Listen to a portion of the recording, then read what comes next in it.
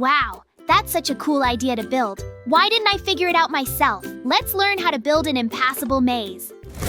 Round 1.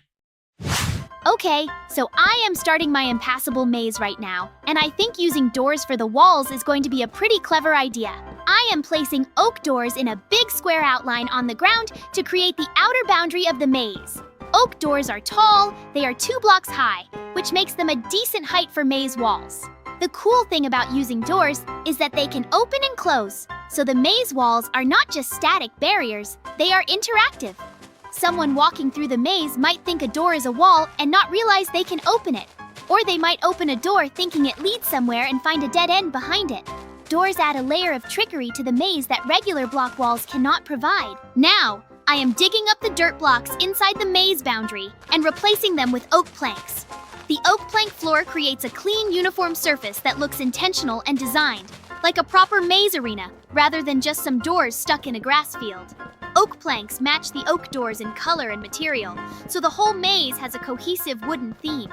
A consistent floor material also helps maze runners focus on navigating the paths, rather than being distracted by random terrain features like flowers, tall grass, or uneven ground that natural dirt and grass would have. Time to build the internal walls of the maze. I am placing doors throughout the interior to create corridors, dead ends, and the one correct path from entrance to exit.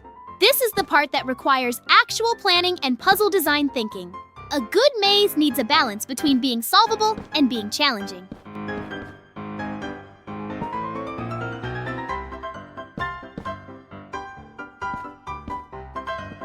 If there are too many dead ends and only one correct turn at every intersection, the maze becomes frustrating and tedious. But if the correct path is too obvious with very few wrong turns available, the maze is boring and not worth running.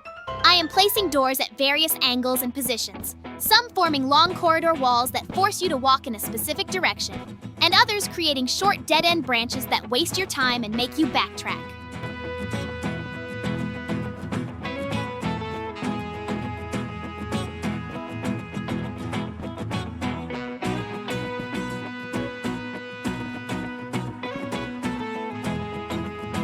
The trick with door mazes is that doors have a unique property.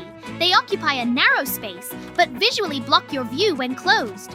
So when you are inside the maze, you cannot see through the doors to tell which direction leads to the exit and which leads to a dead end. You have to commit to a path and walk down it before discovering whether it goes anywhere.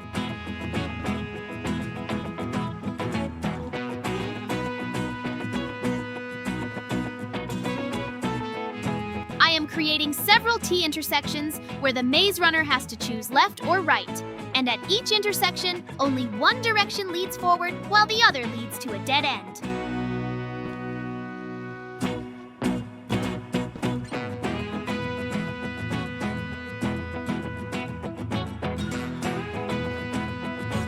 Some dead ends are short, so you realize your mistake quickly, but others are long, winding passages that take you far from the correct path before finally terminating at a wall of doors.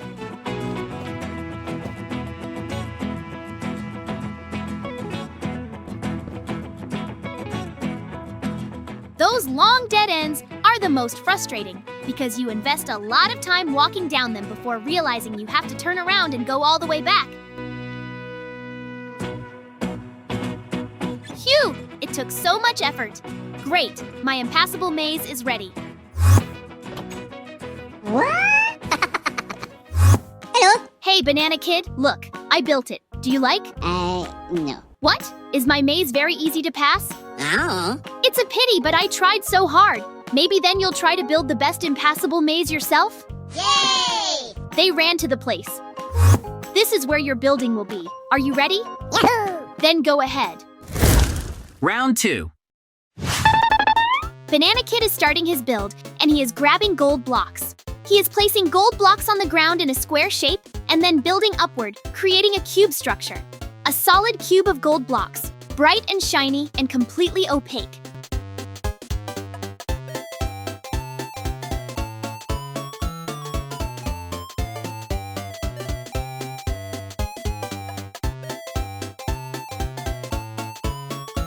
Gold blocks have that rich, warm, yellow metallic color that makes any build look expensive and impressive. He is making this cube fairly large, several blocks in each dimension. I am not sure what this has to do with a maze yet, but knowing Banana Kid, there is going to be some kind of creative twist here.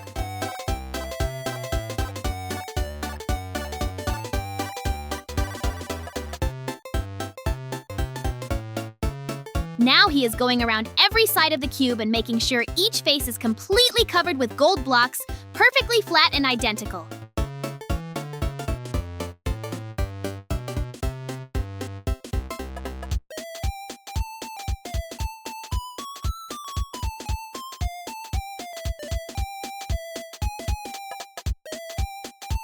The left side gets fully covered first.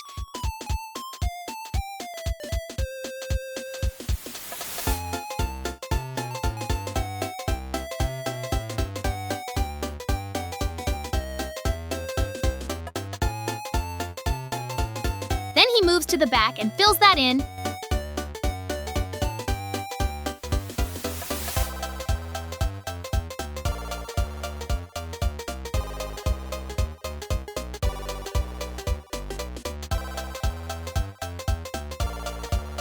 Then the top.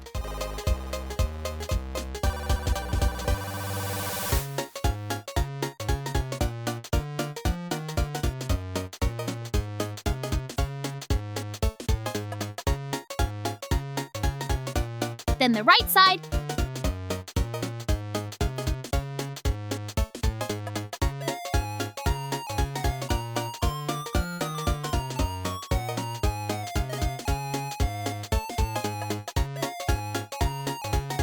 And finally, the front.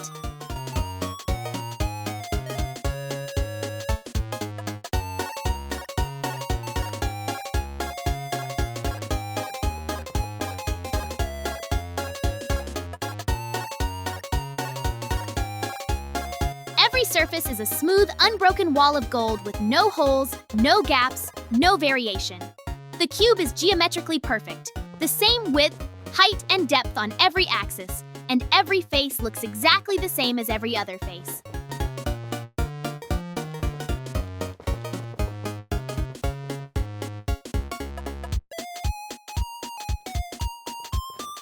This level of uniformity is intentional because whatever he builds on these surfaces next needs a clean, consistent canvas to work on.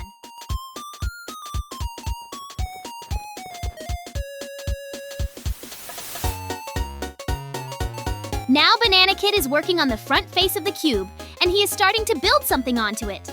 He is placing gold blocks and gold stairs in patterns on the flat front surface, and he is adding ladders as well.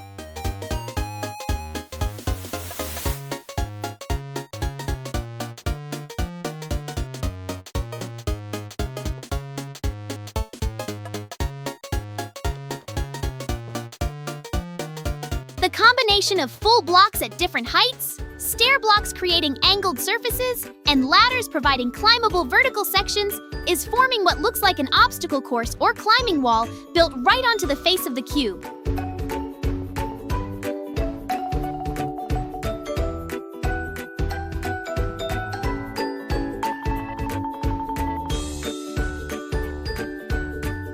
There are sections where you have to climb up a ladder, then navigate across a narrow ledge of gold blocks, then descend using stairs, then climb again.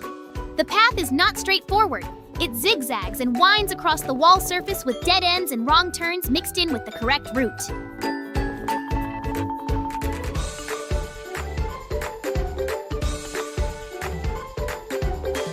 Wait, I think I understand what Banana Kid is doing now. He is building mazes on every face of the cube.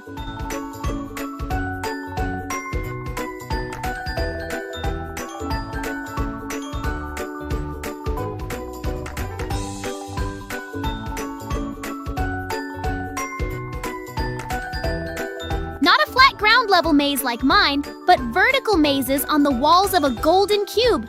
That is a completely different concept.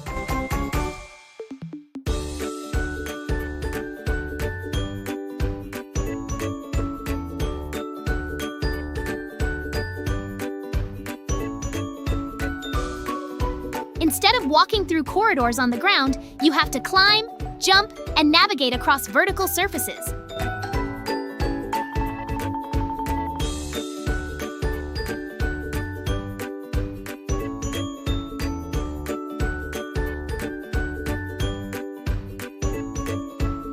The front-face maze uses the wall itself as the maze surface, with gold blocks creating barriers and ledges at different heights and ladders, providing the means to move vertically between sections.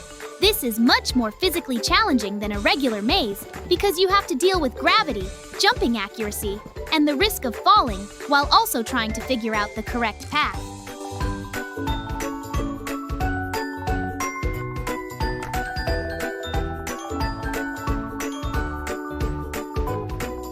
Now, Banana Kid is moving to the top of the cube and building a traditional flat maze up there using gold blocks for the walls.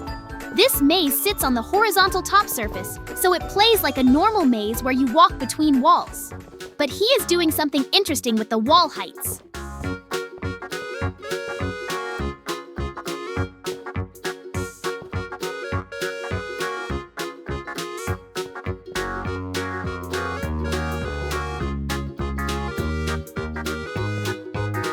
Some walls are only 1 block tall, while others are 2 blocks tall. This height variation changes the maze experience dramatically.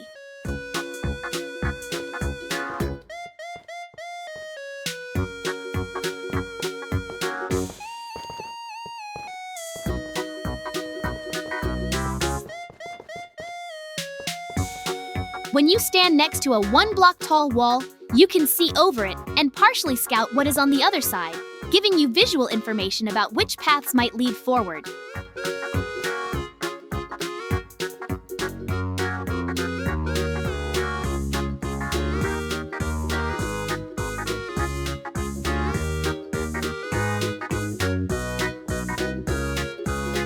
But 2 block tall walls are at eye level, so you cannot see over them at all, forcing you to navigate blindly.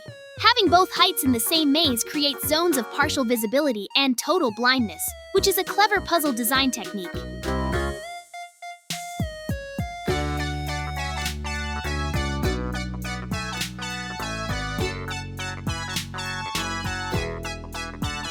Now he is building another vertical maze on the left face of the cube. Same concept as the front face, but with a different layout and path design. He is using ladders and gold stairs, along with regular gold blocks to create climbable paths across the wall surface.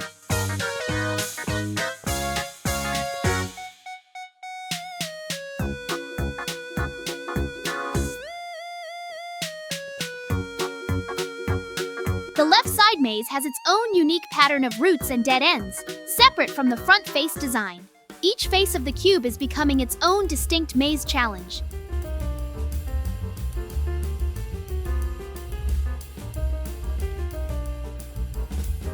Banana Kid is spending time making sure the paths on this side are confusing and difficult, with multiple branching options that lead to dead ends, and only one correct route that connects from bottom to top, or from one edge to another.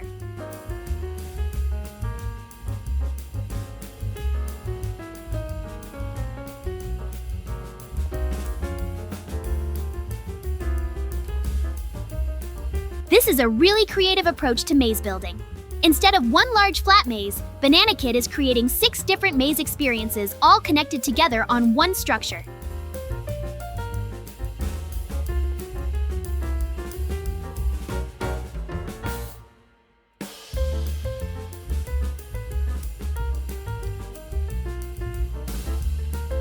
To complete the entire challenge, you would need to solve the maze on each face of the cube, navigating around and over the entire golden structure.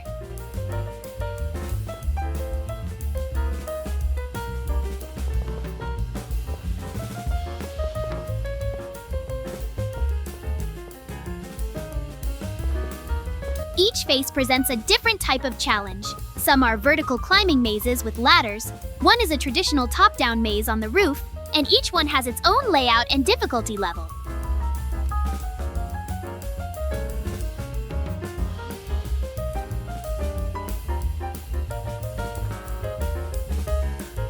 Moving to the back face now, Banana Kid is building yet another vertical maze. This one has even more elevation changes than the previous faces.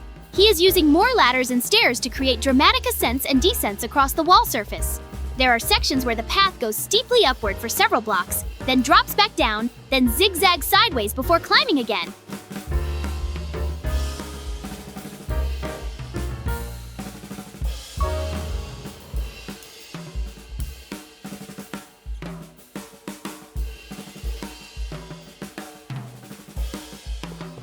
The constant up and down movement makes this phase particularly disorienting because you lose track of your relative position on the wall. In maze design, disorientation is one of the most powerful tools for making a maze feel difficult. When you cannot maintain a mental map of where you are, every turn feels uncertain, and every dead end feels like a major setback.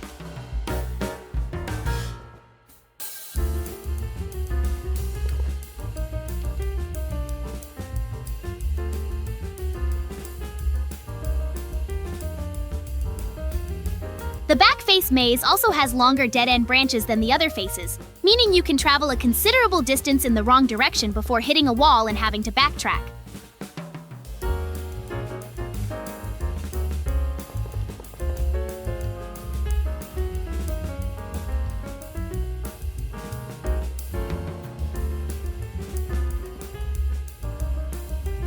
Long dead ends are psychologically frustrating because the more time and effort you invest going the wrong way, the more discouraging it feels to turn around.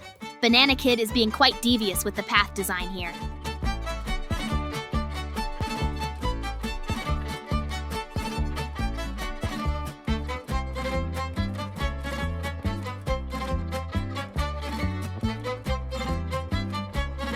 Finally, Banana Kid is building the maze on the right face of the cube.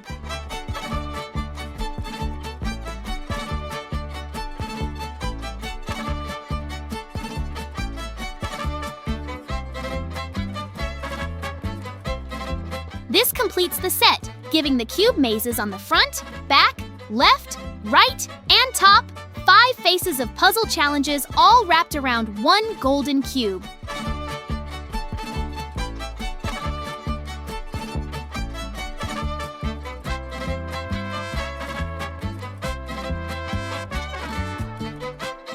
The right side gets the same treatment of gold blocks forming barriers, ladders for climbing, and stairs for angled transitions.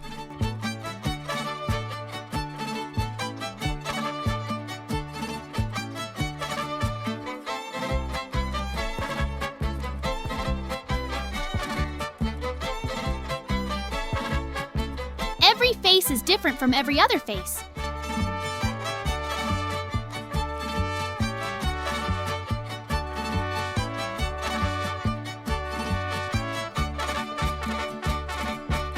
So even if you memorize one side's layout, that knowledge does not help you on any other side.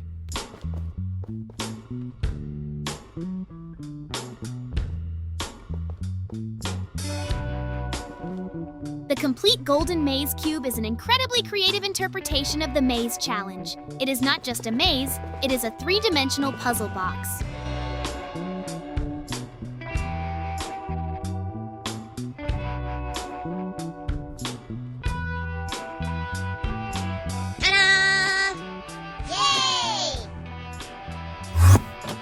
Where did everyone run off to? Hey guys, what's that noise you're making? Banana Kid and I are building an impassable maze, JJ. Who did it better? Oh, both of your buildings look great, but I think it's up to the audience to decide who did the best. Yes, JJ, you're right. Maybe then you have comments on the construction of Banana Kid?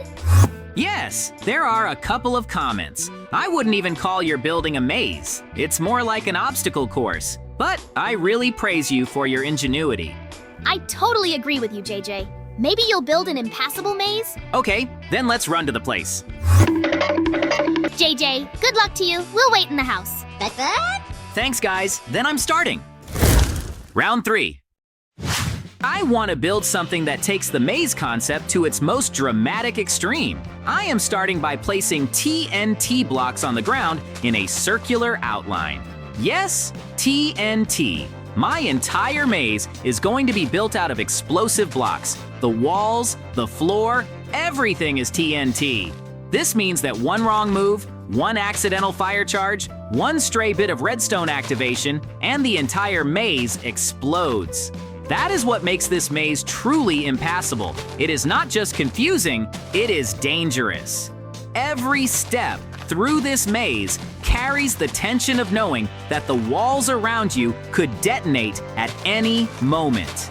I am building the circular outline carefully, stepping blocks in and out to create the best possible circle shape in a game made of squares. A circular maze is inherently more disorienting than a square one because curved walls make it harder to maintain a sense of direction. Now, I need to prepare the floor. Inside the circle, I am using commands to replace the dirt blocks underneath with TNT. And I am also doing some of this work by hand to get the edges right.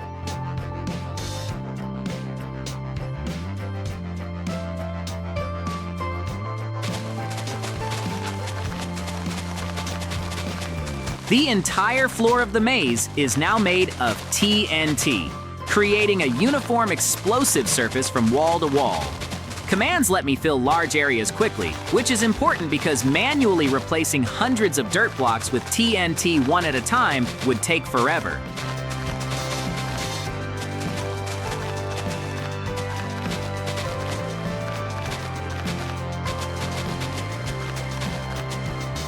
The floor being TNT means there is literally no safe surface anywhere in this maze. You are walking on explosives, surrounded by explosive walls at every single moment.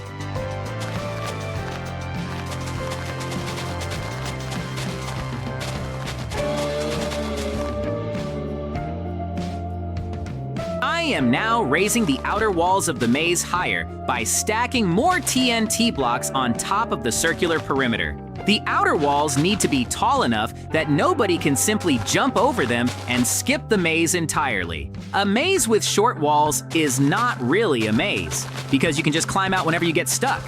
Tall walls force you to solve the puzzle properly by finding the correct path from entrance to exit.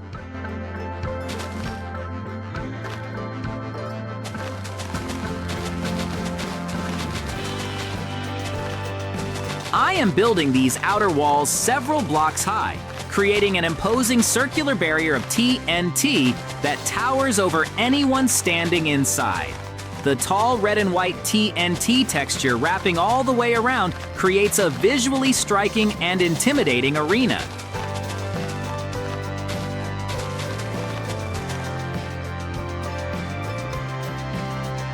Now, for the most challenging part of the build, designing the internal walls of the maze. I am placing TNT blocks on the floor to mark where the interior walls will go. This is essentially drawing the maze layout, deciding where the corridors go, where the dead ends are, and where the one correct path winds from entrance to exit. Designing a maze from scratch is surprisingly difficult because you have to think about it from two perspectives simultaneously. From the builder's perspective looking down from above, you can see the entire layout, and it looks simple and obvious. But from the runner's perspective standing inside at ground level, the same maze looks completely different because you can only see the corridor directly in front of you, and you have no idea what is around each corner. The challenge of maze design is creating something that looks solvable from above, but feels impossibly confusing from inside.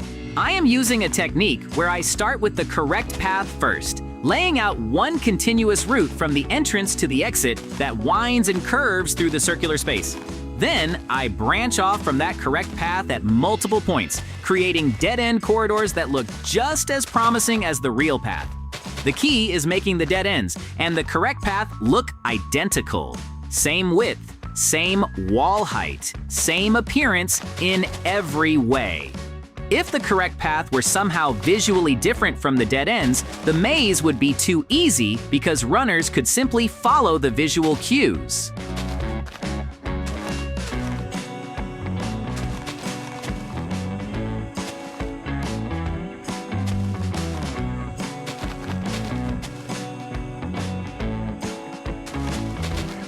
Another challenge of building a maze by hand, rather than using a generator, is keeping track of which paths connect to what. In a large maze with many intersections and branching corridors, it is very easy to accidentally connect two dead ends together, creating a shortcut that bypasses a large section of the maze. Or you might accidentally wall off the correct path, making the maze literally unsolvable. I have to be extremely careful with every block placement, mentally tracking the flow of each corridor and making sure the maze remains both solvable and challenging. Every wall I place changes the flow of every corridor around it. So each decision has cascading consequences throughout the entire layout.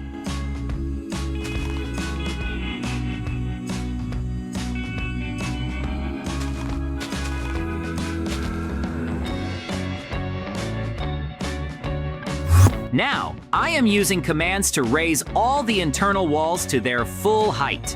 The floor-level TNT blocks I placed as guides now need to become proper tall walls. Using a fill command, I can select each wall section and extend it upward by several blocks instantly, turning the flat maze blueprint into a three-dimensional maze with towering corridors. This is much faster than building each wall up by hand block by block, and it ensures every wall is exactly the same height for consistency. At the entrance and exit points of the maze, I am placing large doors. These grand doors mark the beginning and end of the maze challenge, clearly showing maze runners where to start and where they need to reach. The doors are oversized to match the scale of the maze walls, creating dramatic gateway moments at both ends of the experience. Great! My impassable maze is ready! It's time for me to show it to the guys! What? Wow, JJ! You've got the most incredible maze! You definitely won't be able to walk through it with your eyes closed. Haha! How did you not get confused yourself while you were building it? It's so hard! Thank you guys! I am very glad that you liked my building. Friends, be sure to write in the comments whose building you like the most. Well, I think it's time for us to finish. Yes, JJ, you're right! Subscribe and like, bye-bye!